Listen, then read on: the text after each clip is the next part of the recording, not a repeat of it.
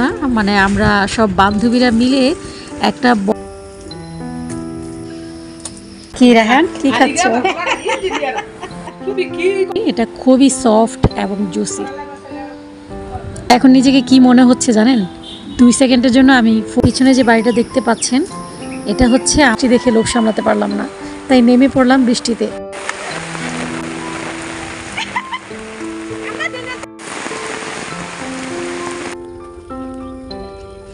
অনেক গরমের সময় কাঁঠাল খেলে পেটের অবস্থা একদম 12টা বেজে যায়। একটা পাকা মরিচ, মরিচগুলো দেখি তো, দেখো লাগানো আছে সুন্দর। এই যে দেখেন কি সুন্দর বেগুন। আমার বেগুন চারাগুলো আসুন আবার।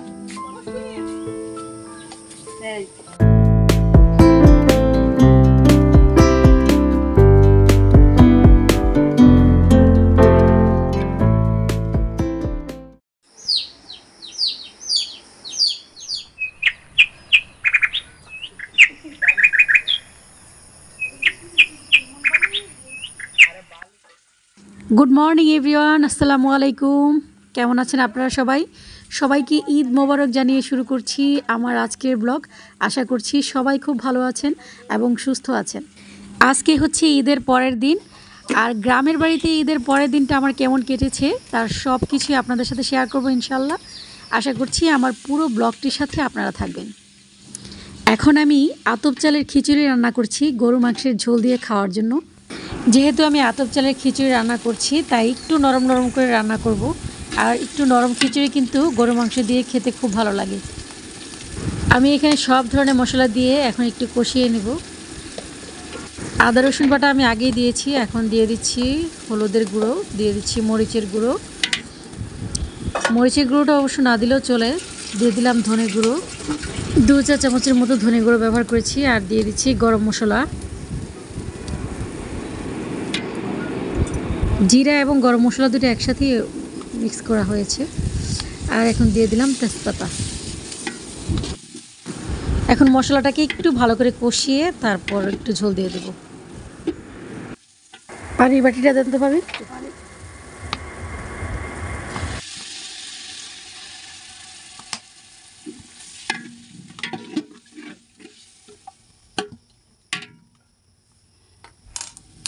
সব কিছু দেওয়া হয়ে গেছে, এখন বাকি রয়েছে লবণ। এখন একটু লবণ দিয়ে দিব। আসলে লবণের কথাটা আমি একদম ভুলেই গিয়েছিলাম। এখন খুব বেশি লবণ দিব না, সামান্য পরিমাণে লবণ দিয়ে মশলাটা জাস্ট কষাবো। লবণ দিয়ে যদি মশলা কষানো হয় তাহলে কিন্তু খাবারের টেস্ট অনেক ভালো আসে।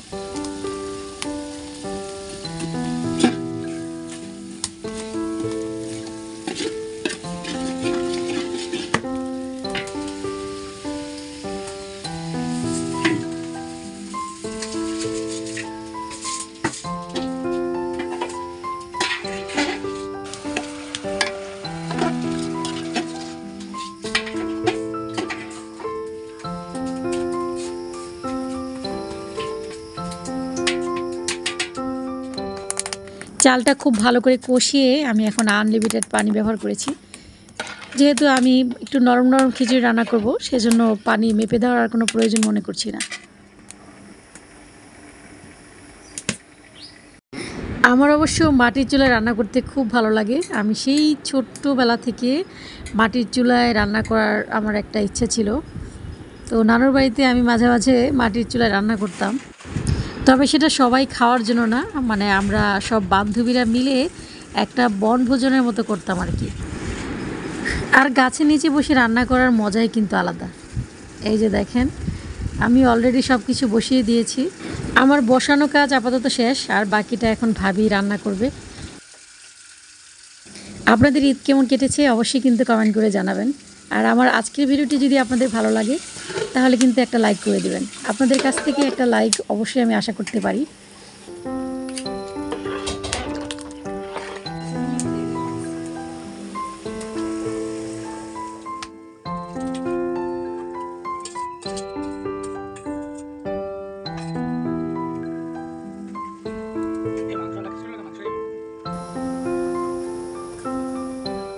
প্রচণ্ড গরম লাগছে তাই একটু বাইরে বের হয়ে আসলাম।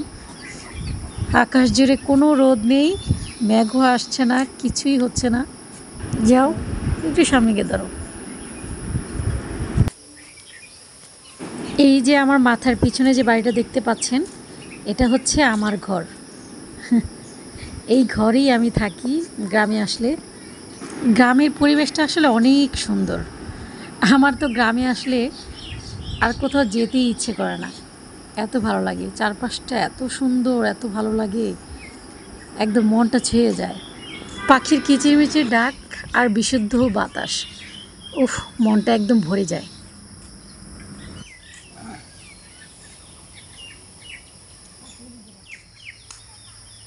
হালকা হালকা বাতাস বইছে দেখা যাচ্ছে, পাতাগুলো একটু একটু নড়ছে।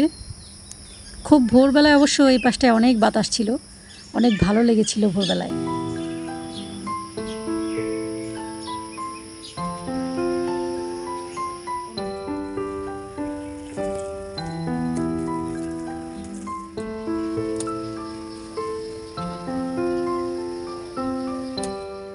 গরুর হাড়ের মাংস দিয়ে আজকে আমরা গরম গরম খিচুড়ি খাবো।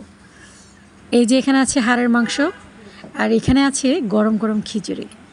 আজকে অবশ্য চিতই পিঠা বানানোর কথা ছিল, কিন্তু গরমের কথা চিন্তা করে সেটা বাদ দেওয়া হলো, কারণ এত গরম পড়েছে।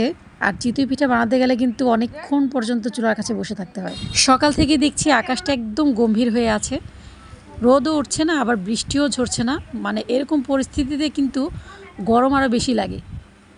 মোট কথা, চিতই পিঠা বানানোর জন্য ধৈর্য আজকে আমাদের একেবারেই নেই। কি রাহান, কি খাচ্ছ?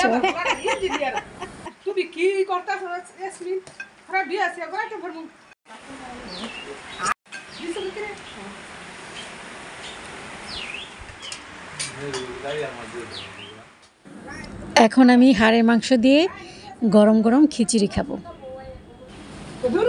গাইস, আপনাদেরকে সাথে নিয়ে খেতে পারলে কিন্তু অনেক ভালো লাগতো। আমি যে হাড়টা নিয়েছি এটা খুবই সফট এবং জুসি। এখন নিজেকে কি মনে হচ্ছে জানেন? 2 সেকেন্ডের জন্য আমি ফুড ব্লগার হয়ে গেছি। বিসমিল্লাহ।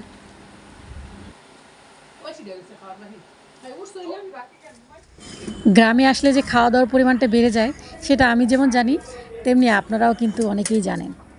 কারণ গ্রামে কিন্তু খাওয়া দাওয়ার কোনো কমতি নেই। ফল ফ্রুট থেকে শুরু করে টাটকা শাকসবজি সবই কিন্তু গ্রামে পাওয়া যায়। আমার ননাসের বাড়ি থেকে অনেকগুলো আনারস পাঠিয়েছে, তো আমার ছোট যা সেগুলো কাটছে আর আমরা সবাই মিলে খাচ্ছি। শুধু খাওয়া দাওয়া করলে কি হবে, একটু পাড়া বেড়াতে হবে না? তো এখন আমরা পাড়া বেড়ানোর জন্য বের হয়েছি। এখন যাচ্ছি প্রতিবেশী এক ভাবির বাসায়, আর যাচ্ছি মূলত মরিচের বীজ সংগ্রহ করার জন্য। কারণ ভাবির বাড়িতে নাকি অনেক সুন্দর সুন্দর মরিচের গাছ আছে, তো সেখান থেকে দেখি কোনো মরিচের বীজ সংগ্রহ করা যায় কিনা। বাড়ির ভিতর ঢুকেই দেখতে পেলাম বেগুনের অনেকগুলো গাছ সারি সারি, একদম অল্প জায়গায় কি সুন্দর করে লাগানো আছে। এই যে দেখেন কি সুন্দর বেগুন। আমার বেগুন চারাগুলো মাশাআল্লাহ দিলে হইছে না, এত উঁচু হইছে না, খাটো খাটো একটা পাকা মরিচ দাও দাও, আমার গালে দাও, বাবা করে দাও। ওই যে পড়ে গেছে, পড়ে গেছে। শুনছা, আমার মিছিলা বসলি, আমার গালে গো বালা করে দাও। আর নাই একাকে এই আর নাই পাকা মরিচ গ্লাস। আর কি করা এটা দাও, এই সোসা এই কি করা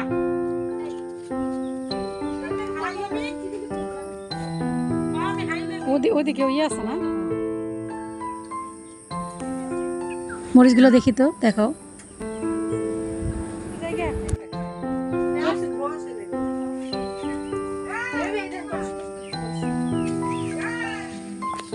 আসুন আবার।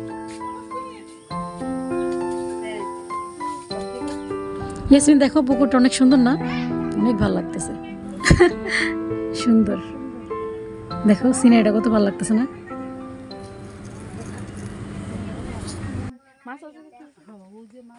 দুপুরে আমাদের সবার মোটামুটি গোসল হয়ে গেছে, কিন্তু তারপরেও বৃষ্টি দেখে লোভ সামলাতে পারলাম না, তাই নেমে পড়লাম বৃষ্টিতে। প্রায় অনেক দিন পর এত সুন্দর একটা মুহূর্ত পেয়েছি, আর এই মুহূর্তটাকে হাতছাড়া করার কোনো প্রশ্নই আসে না। বৃষ্টিতে ভিজতে আমার ভীষণ ভালো লাগে। আর সবচেয়ে বড় কথা হচ্ছে, আজকে কিন্তু একদমই বিজলি চমকাচ্ছে না।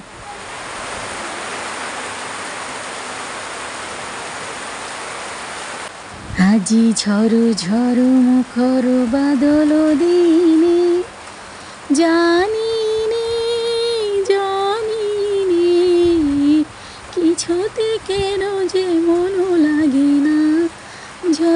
ঝড় মুখর বাদল দিনে, আজি ঝড় ঝড় মুখর বাদল দিনে, জানি কিছুতে কেন যে মন লাগে না, ঝড় ঝড় মুখর বাদল দিনে।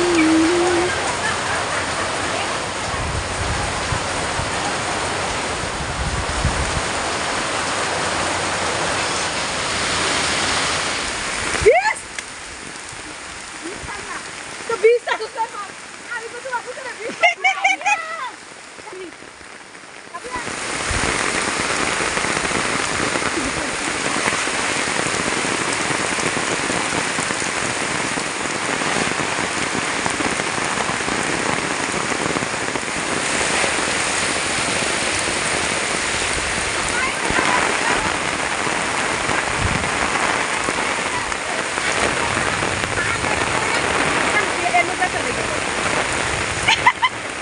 আমরা দেন না কাকি